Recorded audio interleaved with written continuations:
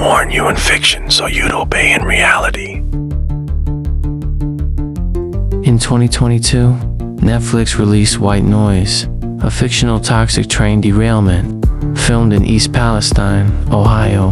1 year later, that exact town experienced the same disaster, for real. Same location, same script, even some of the same people. Locals who played background extras in the film suddenly found themselves reliving their roles, only now there were no cameras.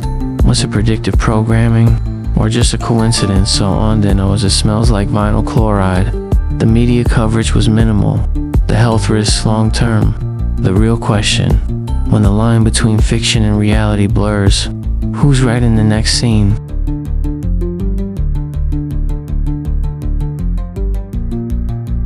They're watching, and if you know, you know.